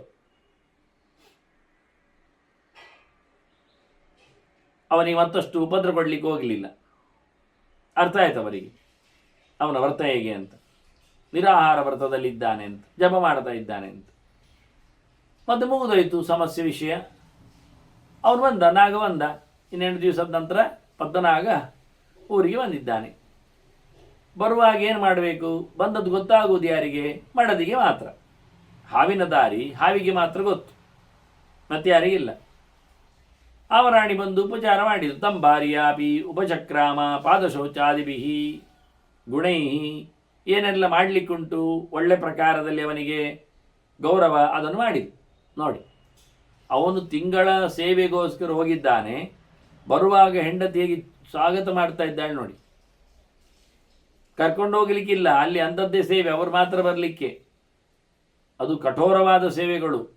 ಸೂರ್ಯರಥದಲ್ಲಿ ಹೇಳಿದಲ್ಲ, ಹಗ್ಗವಾಗಿ ಸೇವಿಸಲಿಕ್ಕೆ ಅವರನ್ನು. ಮಂದರ ಪರ್ವತದಲ್ಲಿ ವಾಸುಕಿಯನ್ನು ಹಗ್ಗ ಮಾಡಿ ಮಥನಕ್ಕೆ ಹೇಗೆ ಉಪಯೋಗಿಸಿದ್ರು? ಸುಖ ಆಯ್ತು ಅದಕ್ಕೆ? ಭಯಂಕರ ಕಷ್ಟ ಆಗ್ತಾ ಇತ್ತು ಎಳೆಯುವಾಗ ಎಲ್ಲ. ಮಂದರ ಪರ್ವತಕ್ಕೆ ಸುತ್ತಿ ಹಾಕಿಕೊಂಡಿದೆ, ಅದು ಕಡೆಗೋಲಾಗಿದೆ ಮಂದರ ಪರ್ವತ. ಅದು ಹಗ್ಗ ಆಗಿದೆ, ಎಳಿತಾರೆ ಆಚೆ ಈಚೆ ಈಚೆ ಆಚೆಗೆ ಎಳಿತಾರೆ ಅದನ್ನು ಹಗ್ಗದಂತೆ. ಎಷ್ಟೋ ರಾಟೆಗೆ ಹಗ್ಗ ಹಾಕಿದ್ದು ತುಂಡಾಗುವುದು ಕಾಣುವುದಿಲ್ವ ನೀವು? ಕೊಡಪಾನೆ ಎಳೆದಾಗ ಎಷ್ಟೋ ಹಗ್ಗವು ರಥಕ್ಕೆ ಹಾಕಿ ಎಳೆದು ತುಂಡಾದದ್ದು ಕಾಣುವುದಿಲ್ವ? ಎಷ್ಟೋ ಮರ ಕಡಿಯುವಾಗ ಹಗ್ಗವನ್ನು ಕಟ್ಟಿ ಎಳೆದು ಹಗ್ಗ ತುಂಡಾದದ್ದು ಕಾಣಲಿಲ್ವ? ಹಾಗೆ ಮಂದರ ಪರ್ವತಕ್ಕೆ ಸುತ್ತಿ ವಾಸುಕಿಯನ್ನು ಹಗ್ಗದಂತೆ ಆಚೆ ಈಚೆ ಬರ ಬರ ಬರ ಎಳಿವಾಗ ಅದು ಸುತ್ತಿ ಎಳಿಬೇಕು, ಅದು ರೊಟೇಟ್ ಆಗಲಿಕ್ಕೆ. ಮಥನದ ಹಾಗೆ, ಮಂತಿನ ಹಾಗೆ. ಅದು ಹಿಡಿದವರು ಗಚ್ಚಿ ಮುಚ್ಚಾಗಿ, ಅದು ಲೂಸ್ ಹಿಡಿದ್ರೆ ಹಗ್ಗ ಬರ್ತದ, ಅಲ್ಲಾಡ್ತದ, ಮಥನ ಆಗ್ತದ, ತಿಕ್ಕಲಿಕ್ಕೆ ಆಗ್ತದ. ನೀವು ಬೆಣ್ಣೆ ಕಡಿಯುವಾಗ ಯೋಚನೆ ಮಾಡಿ, ಅಥವಾ ಅರಣಿ ಮಥನ ಮಾಡುವಾಗ ಹಗ್ಗವನ್ನು ಹೇಗೆ ಇಟ್ಕೊಳ್ಬೇಕು, ಹೇಗೆ ಅದನ್ನು ಕ್ರಶ್ ಮಾಡಲಿಕ್ಕುಂಟು ನೋಡಿ. ಹಾಗೆ ವಾಸುಕಿಯನ್ನು ಎರಡೂ ಕಡೆಯಲ್ಲಿ ನೆಲೆಗೊಂಡು ದೈತ್ಯರು ದಾನವರು ಸೇರಿ, ಇತರೆಡೆಯಲ್ಲಿ ದೇವತೆಗಳು ಇತರರು ಬಂದು ಬಲಾತ್ಕಾರದಲ್ಲಿ ಎಳೆದಾಗ ಹಾವಿನ ಕಥೆ ಹೇಗಿರ್ಲಿಕ್ಕಿಲ್ಲ. ಹಗ್ಗದುಂಡಾಗುವುದಿಲ್ಲ, ಅಷ್ಟು ಜೋರುಂಟದು ಹಗ್ಗ, ಅಷ್ಟು ಟೈಟ್, ಅಷ್ಟು ಗಟ್ಟಿ. ಒಂದು ರೀತಿ ನೋಡುವಾಗ ಫೈಬರ್ ಪೈಪಿನ ಹಾಗೆ ಉಂಟು, ನೋಡುವ ಇಟ್ಟುಕೊಳ್ಳುವ. ತುಂಬ ಬೇನೆ ಆಗಿದೆ ಅದಕ್ಕೆ, ಮೈಯಲ್ಲಿ ಗಾಯ ಆಗ್ತದೆ. ಅದಕ್ಕೆ ಅದು ಮಧ್ಯದಲ್ಲಿ ಎಲ್ಲ ವಿಷವನ್ನು ಕಕ್ತಾ ಇದ್ದದ್ದು. ಹಾಗೆ ಸೂರ್ಯನ ರಥಕ್ಕೆ ಹಗ್ಗ ಕಟ್ಟಿ ಹೋಗ್ಲಿಕ್ಕುಂಟು ಅಂದಾಗ ಶ್ರಮದ ಕೆಲಸ. ಬಂದಾಗ ಹೆಂಡತಿ ಏನು ಮಾಡಬೇಕು ಅಂದರೆ, ಬಂದದ್ದು ಗೊತ್ತಾಗಿ ಬಂದು ಉಪಚಾರ ಮಾಡಬೇಕು. ಕಾಲು ನೀರು ಕೊಟ್ಟು ಕಾಲು ತೊಳೆಯಿಸಿಕೊಂಡು ಒಳಗೆ ಕಲಿಸುವುದು ಎನ್ನುವುದೊಂದು ದೊಡ್ಡ ಸಂಪ್ರದಾಯ, ಒಂದು ಕ್ರಮ, ಒಂದು ವ್ಯವಸ್ಥೆ. ಇವತ್ತು ಸೋಂಕು ಮತ್ತೊಂದು ಇನ್ನೊಂದು ಅಂತ ಹೇಳಿಕೊಳ್ಳುತ್ತಾರೆ. ಹೊರಗಿನಿಂದ ಬಂದಾಗ ಕಾಲು ತೊಳೆಯಲಿಕ್ಕೆ ಉಂಟು ಎನ್ನುವುದೊಂದು ಕಡ್ಡಾಯ ಮಾಡಿಕೊಂಡಿದ್ದಾರೆ. ಬಂದವನನ್ನು ಉಪಚರಿಸುವ ವಿಧಾನ, ಬಂದಾಗ ಎದುರುಗೊಳ್ಳುವುದು ಮುಖ್ಯ ವಿಷಯ. ಅವಿತು ಕೂತ್ಕೊಳ್ಳುವುದಲ್ಲ. ಅವರೇ ಬಾಗಿಲು ತಗೊಂಡು ಬರ್ತಾರೆ, ಬಾಗಿಲು ಬಡಿದ ನಂತರ ಹೋಗ್ತೇನೆ ಎಲ್ಲಲ್ಲ. ಬಂದದ್ದು ಗೊತ್ತಾದ ನಂತರ ಎದುರುಗೊಳ್ಳಬೇಕು, ಎದುರುಗೊಂಡು ಕಾಲಿಗೆ ನೀರು ಹಾಕಬೇಕು, ಕರ್ಕೊಂಡು ಬರಬೇಕು, ಕುಳ್ಳಿರಿಸ್ಬೇಕು, ಮಾತಾಡಿಸ್ಬೇಕು. ಹಾಗೆ ಮಾಡಿದ್ಲಂತೆ ಹೆಂಡತಿ. ಬಂದವ ನಾಗರಾಜನು ಕೇಳಿದ, ಅವನು ಹಾಗಿರ್ತಾನೆ ನೋಡಿ. ಅವನು ಕೇಳುತ್ತಾನೆ, ಬಹಳ ಚಂದವಾಗಿ ಪ್ರಶ್ನೆ ಮಾಡ್ತಾನೆ. ಅತ ತ್ವಮಸಿ ಕಲ್ಯಾಣಿ ದೇವತಾತಿಥಿ ಪೂಜನೆ ಪೂರ್ವಮುಕ್ತೇನ ವಿಧಿನ ಯುಕ್ತ ಕರ್ಮ ಸುವರ್ತಸ್ಯ. ಹೇಗಿದ್ದಿ? ಚೆನ್ನಾಗಿದ್ದೀಯಾ? ದೇವತೆಗಳ ಅತಿಥಿಗಳ ಪೂಜೆ ಪುನಸ್ಕಾರಗಳನ್ನು ಹಿಂದಿನ ಹಾಗೆ ಹೇಳಿಕೊಟ್ಟಾಗೆ ಮಾಡ್ತಾ ಇದ್ದಿ ತಾನೆ? ಮಾಡಿದ್ಯಲ್ವಾ? ತಿಂಗಳು ಕಳೆದು ಬಂದಾಗ, ಇಲ್ಲಿ ತಾನಿಲ್ಲದಿದ್ದಾಗ ಹೆಂಡತಿಯೇ ಪರಿಪೂರ್ಣವಾದಂಥ ಜವಾಬ್ದಾರಿ ವಹಿಸಿಕೊಂಡು ಮನೆ ಮಾಡತೆಯನ್ನು ನಡೆಸಬೇಕೆನ್ನುವ ನೆಲೆಯಲ್ಲಿ ಬಂದವರನ್ನು ಚೆನ್ನಾಗಿ ಉಪಚರಿಸಿದ್ದೀಯಾ ಅಂತ ಕೇಳ್ತಾನೆ. ಕ್ವಶನ್. ಮನೆ ಅಂದರೆ ಇದೆಯಾ? ಮತ್ತೇನಲ್ಲ. ಮನೆಗೆ ಯಾರಾದರೂ ಬಂದರೆ ಅವರು ಚೆನ್ನಾಗಿ ಹೋಗಬೇಕೆನ್ನುವುದೇ ಮನೆ ಮಾಡತೆಯ ಧರ್ಮ. ಮನೆ ಮಾಡುವುದೇ ಅದಕ್ಕೆ ಅಂತಾರೆ. ಮನೆ ಮಾಡುವುದೇ ಸೂರಿಲ್ಲದವರಿಗೆ ಏನಾದರೂ ಸಹಾಯ ಆಗಲಿ ಅಂತ. ಅದನ್ನು ದುರುಪಯೋಗ ಯಾರು ಬಡಿಸ್ತಾ ಇರಲಿಲ್ಲ. ಅದನ್ನು ಕೇಳುವಾಗಲೇ ಬಹಳ ಚಂದವಾಗಿ ಕರೆದು ಕೇಳ್ತಾನೆ, ಕಲ್ಯಾಣಿ ಅಂತ ಕರೆದು, ಮಂಗಳ ಸ್ವರೂಪಳೆ, ಚೆನ್ನಾಗಿದ್ದವಳೇ ಹೇಳಿಕೊಂಡು. ಹಾಗಾಗಿ ನಾವೆಲ್ಲ ಹಿಂದೆ ಹೇಳಿಕೊಟ್ಟ ಹಾಗೆ ಕ್ರಮಬದ್ಧವಾಗಿಯೇ ನಿನ್ನ ವೃತ್ತಿ ನಡೆದಿದೆಯಾ ಒಂದು ತಿಂಗಳಲ್ಲಿ ಅಂತ. ನಕಲು ಅಸಿ ಅಕೃತಾರ್ಥೇನ, ಏನೋ ತಪ್ಪು ಮಾಡಿದವಳಲ್ಲ ತಾನೇ ನೀನಾದದ್ದು. ಯಾಕೆ ಹಾಗೆ ಕೇಳ್ತೀರಿ ಅಂದರೆ, ಅಲ್ಲ ಸ್ತ್ರೀ ಬುದ್ಧಿಯ ಮಾರ್ಧವೀಕೃತ, ನೀನು ಹೆಣ್ಣಲ್ವಾ? ಹೆಣ್ಣಿಗೆ ಯಾವಾಗಲೂ ಏನಿರ್ತದೆ ಕೇಳಿದರೆ ಸ್ವಲ್ಪ ಸೋಮಾರಿತನ ಇರ್ತದೆ. ಯಾಕೆ ಕೇಳಿದರೆ ಅವಳು ಸ್ವಲ್ಪ ಸೌಮ್ಯಳು, ಮೃದು, ಗಡಸಾಗಿ ಕೆಲಸ ಮಾಡುವುದಿಲ್ಲ, ಸೌಮ್ಯಳಾಗಿರ್ತಾಳೆ, ಮೃದುತನಕ್ಕೆ ಒಗುತ್ತಾಳೆ. ಹೀಗಾಗಿ ಕೆಲಸದಲ್ಲಿ ಸ್ವಲ್ಪ ಹಿಂದಕ್ಕೆ ಬರ್ತಾಳೆ. ಗಂಡ ಇಲ್ಲದಿದ್ದಾಗೆಲ್ಲ ಮನೆಯಲ್ಲಿ ಹೆಂಡತಿಯರೆಲ್ಲ ಆದಷ್ಟು ಕೆಲಸವನ್ನು ಕಮ್ಮಿ ಮಾಡಿಕೊಳ್ತಾರೆ. ಯಾಕೆ? ಗಂಡನಿದ್ದಾಗ ಸ್ಟ್ರಿಕ್ಟ್ಲಿ ಎಲ್ಲ ಆಗಬೇಕು ಅಂತ.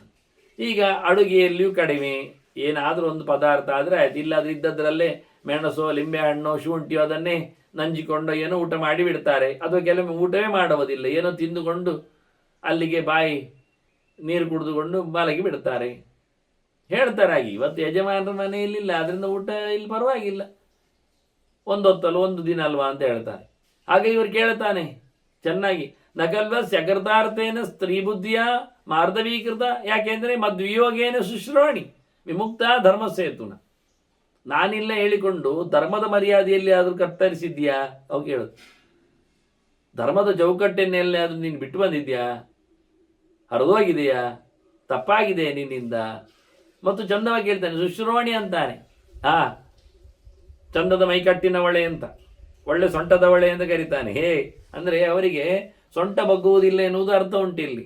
ಕೂತು ಕೂತು ಹೋಗಿ ಹೋಗಿ ಅಲ್ಲಾಡಿ ಸುಮಾರು ಕೆಲಸ ಮಾಡಿ ಹಾಗೆ ಕೇಳ್ತಾನೆ, ಒಂದು ತಿಂಗಳು ರೆಸ್ಟಾ ನಿನಗೆ? ನಾನಿಲ್ಲೇ ಹೇಳಿಕೊಂಡೆಲ್ಲ ಕೆಲಸ ಎಲ್ಲ ಯಾವುದು ಧರ್ಮ ಕೆಲಸ, ನಿನ್ನ ಕೆಲಸ ಕೇಳುವುದಿಲ್ಲವ ಹೇಗೆ ಅಂತ ಕೇಳ್ತಾನೆ. ಧರ್ಮದ ಚೌಕಟ್ಟನ್ನು ಮೀರಿದ್ದೀಯಾ? ಉದಾಸೀನ ಮಾಡಿದೀಯಾ? ನಾನಿಲ್ಲದಿದ್ದಾಗ ನಡೀತದೆ ಸಾಕು ಅಂತ ಹೇಳಿಕೊಂಡು ಅದನ್ನು ಬಿಟ್ಟುಬಿಟ್ಟಿಯಾ ಅಂತ ಹೇಳಿ ಭಾಳ ಚಂದವಾಗಿ ಪ್ರಶ್ನೆ ಮಾಡಿದರೆ ಆ ಕೇಳ್ತಾಳೆ, ಏನ್ರಿ ನಾನು ಧರ್ಮಕ್ಕೆ ಕಮ್ಮಿ ಮಾಡ್ತೇನಾ? ನಾನು ಪತಿವ್ರತೆ ಅಲ್ವಾ? ಹೌದು, ನಿಮ್ಮಾಗೆ ನೀವು ಹೇಳಿಕೊಟ್ಟ ಹಾಗೆ ಪತಿವ್ರತ ತ್ವಂ ಭಾರ್ಯಾಯ ಪರಮೋ ಧರ್ಮ ಉಚ್ಯತೆ. ದೊಡ್ಡ ಧರ್ಮ ಎಂಥದ್ದು? ಹೆಂಡತಿಯಾದವಳಿಗೆ ಗಂಡನ ಹೇಳಿದ ಹಾಗೆ ಕೆಲಸವನ್ನು ಮಾಡು. ನೀವು ಹೇಳಿಕೊಟ್ಟಿದ್ದೀನಿ, ನಾನು ಹಾಗೆ ಮಾಡ್ತೇನೆ. ಎಲ್ಲಿ ಬಿಡ್ತೇನೆ? ಯಾಕೆ ಬಿಡಬೇಕು ನಾನು? ಯಾಕೆ ಬಿಡ್ತೇನೆ? ತವೋಪದೇಶಾತ್ ನಾಗೇಂದ್ರ ತಚ್ಚ ಸರ್ವ ತತ್ವೇನ ವೇದ್ಮಿಮೆ. ನೀವು ಹೇಳಿಕೊಟ್ಟದರಿಂದ ನಾನು ಅದನ್ನು ಚೆನ್ನಾಗಿ ತಿಳ್ಕೊಂಡಿದ್ದೇನೆ. ಏನು ಮಾಡಲಿಕ್ಕೆ ಉಂಟು, ಏನು ಮಾಡಬಾರ್ದು, ಹೇಗೆ ಮಾಡಲಿಕ್ಕೆ ಇರುತ್ತದೆ, ಅದು ನೀವಿಲ್ಲದಿದ್ದಾಗ ಒಮ್ಮೆ, ನೀವಿದ್ದಾಗ ಒಮ್ಮೆ ಅಂತ ಏನಲ್ಲ.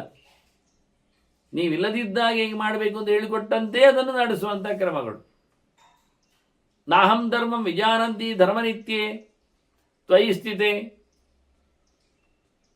ಸಾಹಂ ಧರ್ಮಂ ವಿಜಾನಂತಿ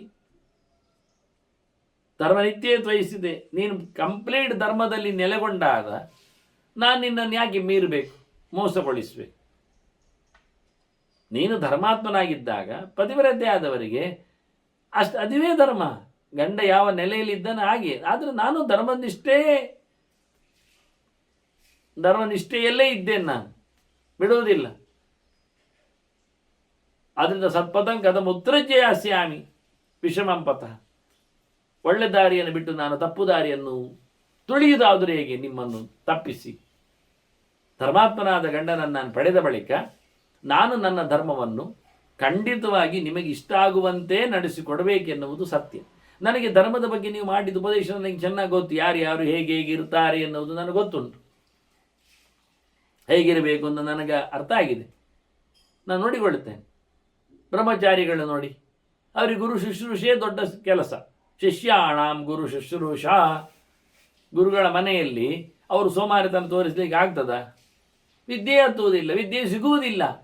ಹಾಗೆ ಮಾಡಿದರೆ ಪ್ರೀತಿಪಾತ್ರರಾದ ಶಿಷ್ಯರಿಗೆ ಗುರುಗಳು ಹೆಚ್ಚು ಕೊಡ್ತಾರೆ. ನೋಡಿ, ಅರ್ಜುನನಿಗೆ ಸಿಕ್ಕಿದ ಲಾಭ ಹಾಗೆ. ಮಗನಿಗೆ ಸಿಗಲಿಲ್ಲ ದ್ರೋಣರದ್ದು, ಅಶ್ವತ್ಥಾಮನಿಗೆ ಸಿಗಲಿಲ್ಲ ಆ ನಮೂನೆಯ ಅದ್ಭುತವಾದ ವ್ಯವಸ್ಥೆಗಳು. ಅಷ್ಟು ಇಷ್ಟವರಿಗೆ ಅರ್ಜುನ ಆಗಿಬಿಟ್ಟಿದ್ದಾನೆ. ಅದರಂತೆ ಶಿಷ್ಯರಿಗೆ ಗುರುಗಳ ಸೇವೆಯೇ ದೊಡ್ಡ ವಿಷಯ. ಏನಿದ್ರೂ ಗುರುಗಳ ಪ್ರಸಾದದಿಂದಲೇ ಅವರ ಒಳ್ಳೆಯ ಕೆಲಸ ವಿದ್ಯೆಗಳು ಹತ್ತುವ ಕ್ರಮ. ಹಾಗೆ ವಿಪ್ರಾಣ ವೇದಧಾರಣ. ಬ್ರಾಹ್ಮಣರಿಗೇನು ಕೇಳಿದರೆ ಕೆಲಸ ವೇದದ ಚಿಂತನೆ ದಿನ, ವೇದ ಧಾರಣೆ, ವೇದ ಪಾರಾಯಣ ಅಲ್ಲ, ವೇದ ಪಾರಾಯಣ ಮಾಡುವುದಲ್ಲ. ವೇದವನ್ನು ಉರುವೊಡೆಯುವುದಲ್ಲ, ವೇದ ಹೇಳುವುದಲ್ಲ, ಅದು ಪ್ರಯೋಜನ ಇಲ್ಲ.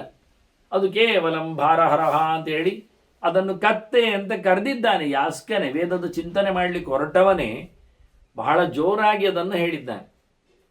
ನಮಗೀಗ ಎಂತ ಗೊತ್ತುಂಟ, ಪಾರಾಯಣ ಆದರೆ ಸರಿ ಇಂತ ಒಟ್ಟು ಶಬ್ದ ಕೇಳಬೇಕು ಅಂತ, ಅದಕ್ಕೆ ಗಂಟೆಗಳಿಗೆ ಇಲ್ಲ. ದೊಡ್ಡ ಕಷ್ಟ ಅಂತ ಕೇಳಿದರೆ, ನಾನಾಗ ಹೇಳಿದಾಗೆ ಯಾವುದೋ ಒಂದು ಧರ್ಮ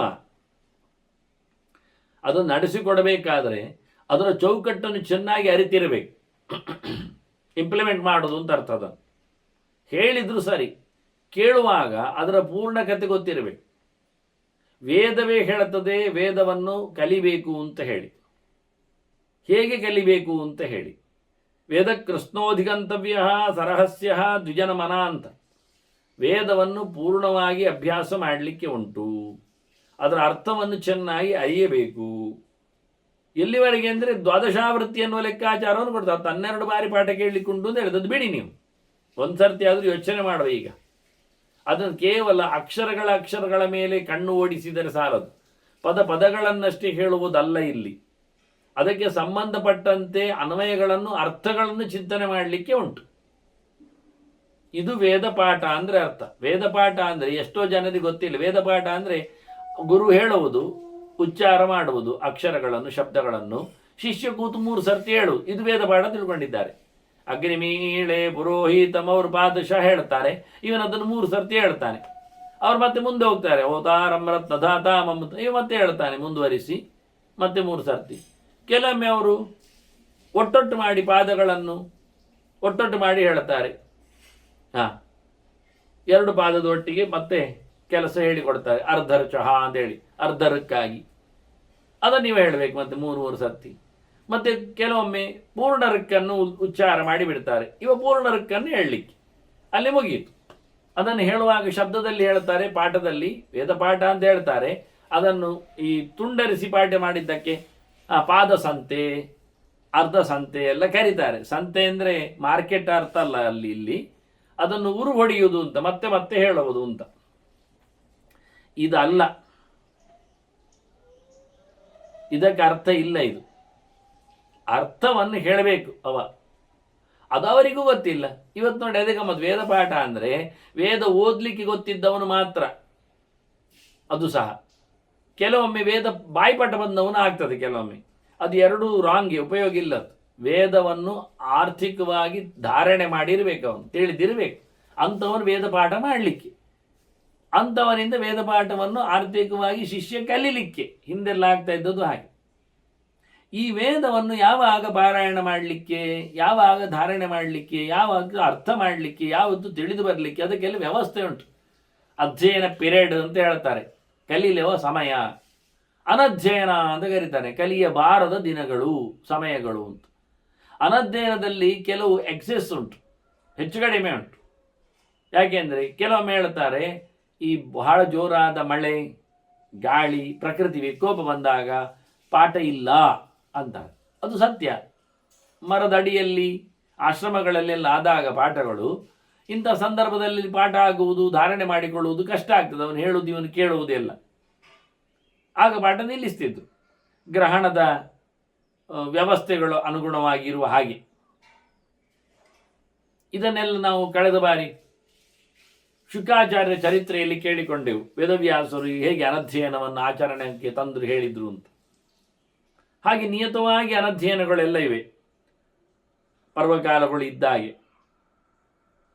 ಅದರಂತೆ ಅಧ್ಯಯನದ ಸಮಯವನ್ನು ಹೇಳುವಾಗ ರಾತ್ರಿಯೆಲ್ಲ ಕಲೀಲಿಕ್ಕೆಲ್ಲ ಹೇಳುವುದಿಲ್ಲ. ಹಗಲಿಗೆ ಹೇಳುವಲ್ಲಿಯೂ ಸಂಧ್ಯಾಕಾಲವನ್ನು ಹೇಳುವುದಿಲ್ಲ ಅವರು. ಯಾಕೆ? ಆಗ ಜಪ ಮಾಡಲಿಕ್ಕೆ ಉಂಟು. ಬೆಳಿಗ್ಗೆ ಎದ್ದು ಹಾಡುವುದು, ಕುಣಿಯುವುದು, ಕುಪ್ಪಳಿಸುವುದು, ಕೂಗುವುದು ಇವೆಲ್ಲ ಏನು ಮಾಡಲಿಕ್ಕಿಲ್ಲ. ನಡೆಯುವುದು, ತಿನ್ನುವುದು, ಜಿಗಿಯುವುದು ಯಾವುದಿಲ್ಲ. ಬೆಳಿಗ್ಗೆ ಎಲ್ಲರಿಗೂ ಏನು ಕೇಳಿದರೆ ಅದು ಎಲ್ಲರಿಗೂ ಅಂತ ನಾನು ಹೇಳೋದು ಇನ್ನೊಮ್ಮೆ. ಅದು ಮತಸ್ಥ, ಜಾತಿಸ್ಥ, ಆಶ್ರಮಸ್ಥ, ಏನೇ ಶಬ್ದ ಹಾಕ್ಕೊಳ್ಳಿ ಬೇಕಾದರೆ, ಅದು ಎಲ್ಲರಿಗೂ. ಅದು 3, 6, 9 ಏನು ಬೇಕಾದ್ರೆ ಇಟ್ಕೊಳ್ಳಿ ಪಕ್ಕದಲ್ಲಿ ಶಬ್ದವನ್ನು. ಅಷ್ಟು ಕಥೆಯವರಿಗೂ ಸಂಧ್ಯೆಯ ಕಾಲದಲ್ಲಿ ಮಾಡಲಿಕ್ಕಿರುವಂಥದ್ದು ಏನು ಕೇಳಿದರೆ ಜಪ. ಇಷ್ಟೇ. ಆದ್ದರಿಂದ ಸೂರ್ಯೋದಯದ ಸಮಯ ಉಂಟಲ್ಲ, ಇದು ಸಂಧ್ಯಾಕಾಲದ ಕತೆ. ಬೆಳಿಗ್ಗೆ ಸೂರ್ಯೋದಯ ಆಗುವವರೆಗೂ ಜಪ ಮಾಡ್ತಾ ಇರಬೇಕು ಅವನು. ಆ ನಂತರ ಜಪದ ಸಮಾಪ್ತಿಗಾಗಿ ಸುಮಾರೊಂದು ಕಮ್ಮಿ ಅಂದರೆ ಒಂದು 10-20 ನಿಮಿಷದ ಅವಧಿ, ಜಾಸ್ತಿ ಅಂದರೆ 1 ಗಂಟೆ ಒಳಗೆ ಸುಮಾರಾಗಿ. ಅಂದರೆ ಅವನು ಅಷ್ಟಾಕ್ಷರ ಮಾಡಲಿಕ್ಕೆ ಉಂಟು, ಗಾಯತ್ರಿ 3 ಪಟ್ಟು, ಆದ್ದರಿಂದ ಜಾಸ್ತಿ ಸಮಯ ಹಿಡಿತದೆ. ಉಪಸ್ಥಾನಾದಿಗಳುಂಟು. ಇತರ ಮಂತ್ರ ಜಪ ಎಲ್ಲ ಬಿಡಿ, ನೀವು ಅದಿಲ್ಲ ಅಂತ ತಿಳ್ಕೊಳ್ಳಿ. ಆದ್ದರಿಂದ ಪ್ರತಿಯೊಬ್ಬನು ಏನಿದ್ದರೂ ಸೂರ್ಯೋದಯದ 1 ಗಂಟೆ ಒಳಗೆ ಯಾರೂ ಫ್ರೀ ಆಗುವುದಿಲ್ಲ, ಫ್ರೀ ಆಗಬಾರ್ದು. ಫ್ರೀ ಆದರೆ ತಪ್ಪವ, ಒಳ್ಳೆಯವಲ್ಲ ಅಂತ ಅರ್ಥವ. ಯಾವುದಕ್ಕಾದರೂ ಎಂಥದ್ದಕ್ಕಾದರೂ ಅಡುಗೆಗೆ ಲಭ್ಯ ಹೇಳಿದ್ರು ಸಮಯ ಇಲ್ಲವ ಅಂತ ಅರ್ಥ. ನೀವು ಎಷ್ಟು ಗಂಟೆ ಅಡುಗೆ ಬರ್ತೀರಿ ಯಾರ ಹತ್ರ ಆದರೂ ಕೇಳಿದರೆ, ನಾವು ರೆಡಿ, ನೀವು ಹೇಳಿ ಅಲ್ಲಿ ಎಷ್ಟು ಗಂಟೆ. ನಾವು ಬೆಳಿಗ್ಗೆ 4 ಗಂಟೆಗೂ ರೆಡಿ ಬೇಕಾದರೆ, ಅಂದರೆ ಬೆಳಿಗ್ಗೆ ಅರ್ಲಿ ಮಾರ್ನಿಂಗ್ 4 ಗಂಟೆಗೆ ರೆಡಿ ಅಂದರೆ ಅದು ತಪ್ಪು ಅಂತ ಅರ್ಥವ. ಯಾಕೆ ಅಂದರೆ ನೀನು ಏನು ಮಾಡ್ತೀವಿ 4 ಗಂಟೆಗೆ? ನೀವು ಹೇಳಿದರೆ ನಾನು 3 ಗಂಟೆಗೆ ಮನೆಯಲ್ಲಿ ಹೇಳುತ್ತೇನೆ, ಮತ್ತೆ ಎದ್ದು ಕೈಕಾಲು ತೊಳೆದು ಸೀದಾ ನೀವು ಹೇಳಿದ್ದಲ್ಲಿಗೆ ಬೇಕಾದರೆ ಬರ್ತೇನೆ. ನಿಮ್ಮಲ್ಲಿಗೆ ನನಗೆ ಮನೆಯಿಂದ ಬರಬೇಕಾದ್ರೆ ವಾಹನದಲ್ಲಿ ಅರ್ಧ ಗಂಟೆ ಬೇಕಾಗ್ತದೆ. ವಾಹನ ಉಂಟು ನನ್ನ ಹತ್ರ, ಬರ್ತೇನೆ. ಅಲ್ಲ ನೀನು ಮೀಯುವುದು ಬೇಕಾದರೆ ಮಿಂದೆ ಬರ್ತೇನೆ. ಇಲ್ಲ ಇಲ್ಲ ನಿಮ್ಮಲ್ಲಿ ಬಂದ ನಂತರ ಬಾತ್ರೂಮ್ ಎಲ್ಲ ಉಂಟಲ್ಲ, ಮೀತೇನೆ. ಅದು ಆಗ್ತದೆ ಅವನಿಗೆ ಆಪ್ಷನ್ ನೋಡಿ.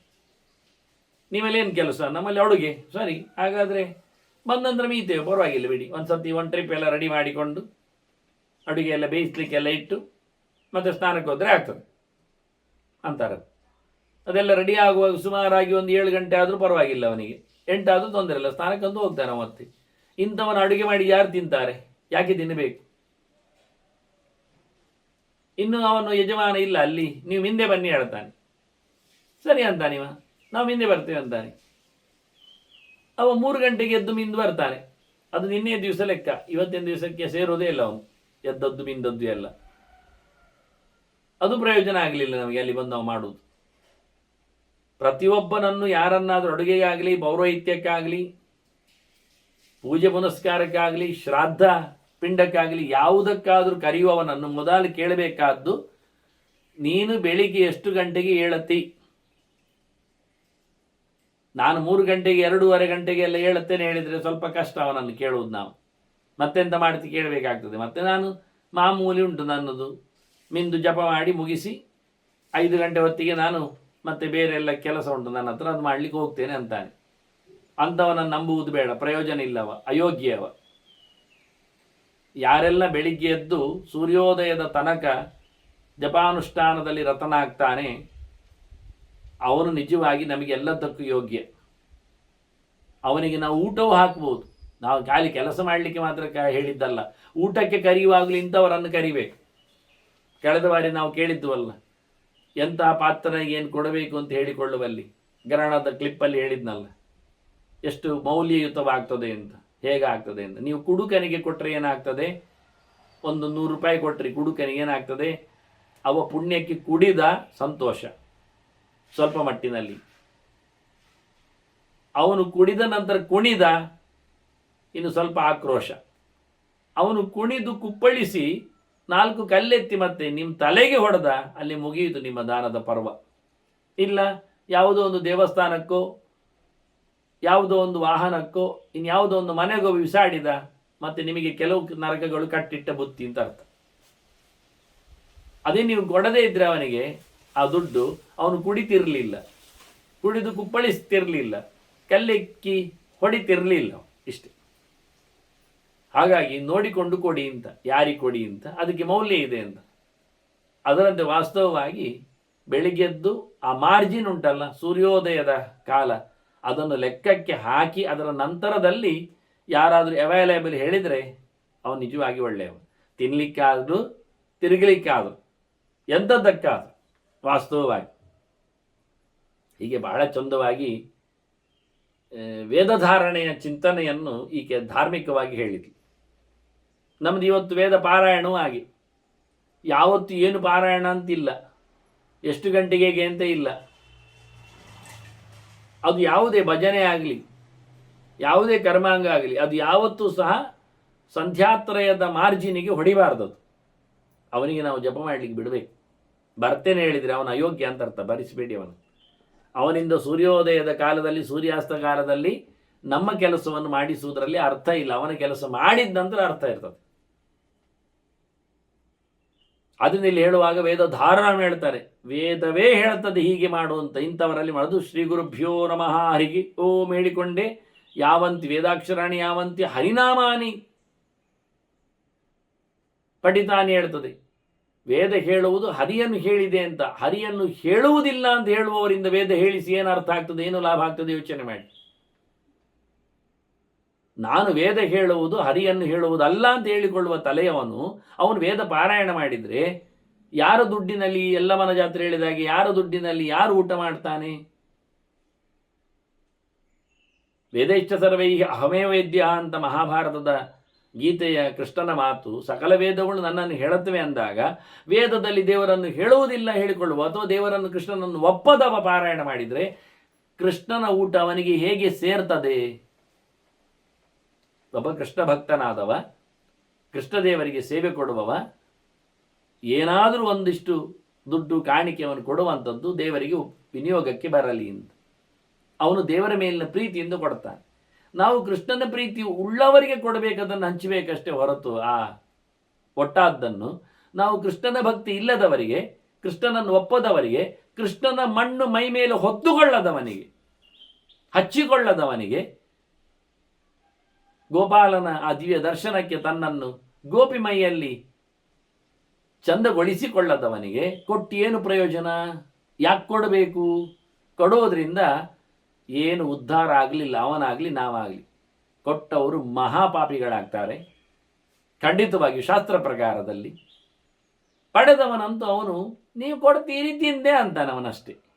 ಅವನಿಗೆ ಎಲ್ಲಿವರೆಗೆ ಅಂದರೆ ಜರಾಸಂಧ ದ್ವಾರಕೆಯೊಳಗೆ ಹೋಗಬೇಕು ಅಂದಾದರೂ ಸಹ ಅವನು ಚಕ್ರಶಂಕವನ್ನು ಮೈಗೆ ಹಾಕ್ಕೊಳ್ಳಿಲ್ಲ. ಚಕ್ರಶಂಕ ಹಾಕಿದ್ರೆ ಒಳಗೆ ಬಿಡ್ತಾರಲ್ಲಿ. ಅವನು ಕಳ್ಳ ಹೋಗ್ಬೋದಿತ್ತು, ಹೋಗಲಿಲ್ಲ, ಹಾಕೊಳ್ಳಿಲ್ಲ. ಹಾಕೊಳ್ಳುವುದಿಲ್ಲ ಅಂತ ಹಠಮಾರಿಯವ. ಪಕ್ಕದಲ್ಲೇ ಗಂಗೆ ಇತ್ತು, ಅವನು ಗಂಗೆಯನ್ನು ಮುಟ್ಟುವುದಿಲ್ಲ ಅಂತ. ಅದು ಶಿವನ ತಲೆಯಿಂದ ಬಂದದನ್ನು. ನೀನು ಶೈವ ಅಲ್ವಾ, ತೀರ್ಥಲ್ವ ನಿನಗೆ? ಅದು ವಿಷ್ಣುವಿನ ಪಾದದಲ್ಲಿ ಬಂದಿದೆ ಮೊದಲು, ಅದನ್ನು ಮುಟ್ಟುವುದಿಲ್ಲ ಅಂತ. ನೋಡಿ, ಶಿವನ ತಲೆಯಲ್ಲಿ ಇಳಿದು ಬಂದರೂ ಅವನು ನಾನು ಮುಟ್ಟುವುದಿಲ್ಲ ಅಂದಿದ್ದ. ಅದಕ್ಕೆ ಭೀಮಸೇನ ಅವನನ್ನು ಎತ್ತಿ ಗಂಗೆಗೆ ಮುಳುಗಿಸಿ ಇಟ್ಟಿದ್ದ, ಹಾಕಿಬಿಟ್ಟಿದ್ದ, ಹೋಗೊಮ್ಮೆ ಅಂತ. ಈ ರೀತಿಯಾಗಿ ಬಹಳ ಆಗ್ರಹವುಳ್ಳವರ ಹತ್ತಿರದಲ್ಲಿ ಅದು ಸ್ಪಷ್ಟವಾಗಿ ಆಚಾರ್ಯ ಮಧ್ವರು ಹೇಳ್ತಾರೆ ವೇದದ ಬಗ್ಗೆ ಮಾತಾಡುವಾಗ, ಯಥಾ ವಿತ್ತಂ ಯಥಾ ಲಬ್ಧಂ ಅಥವಾ ವಿಷ್ಣು ತತ್ಪರೈಹಿ ಅಂತ. ಎಲ್ಲಿ ವೇದವನ್ನು ಪಾರಾಯಣ ಮಾಡಿಸಬೇಕು, ಕಲಿಸಬೇಕು, ಧಾರಣೆ ಮಾಡಿಸಬೇಕು, ತಿಳಿಸಬೇಕು, ಶ್ರುತಪಡಿಸಬೇಕು ಅಂತ ಹೇಳಿದ್ದಾರೋ ಅಲ್ಲಿಯೇ ವೇದದ ವ್ಯಕ್ತಿ ಯಾರು, ದೇವರು ಎನ್ನುವ ಎಚ್ಚರ ಉಳ್ಳವರಿಂದ ಅಂತ ಹೇಳಿದೆ. ಉಳಿದವರು ಹೇಳಿದರೆ ಅದು ಈಗ ನೋಡಿ, ಶಂಕನಾದ ಮಾಡಬೇಕು ಹೇಳ್ತಾರಲ್ಲ, ಓಂ ಕೇಳಿಸ್ಬೇಕು ಹೇಳ್ತಾರಲ್ಲ, ಒಳ್ಳೆ ಮಂಗಳ ಧ್ವನಿ ಬರಬೇಕು ಹೇಳ್ತಾರಲ್ಲ. ಹೌದು, ನಾಯಿಯಿಂದ ಕೂಗಿಸಿದ್ರೆ ಅದು ಹಾಗೆ ಕೂಗ್ತದೆ, ಊ ಹೇಳ್ತದೆ. ಹೇಳಿದರೆ ಆಗ್ತದ?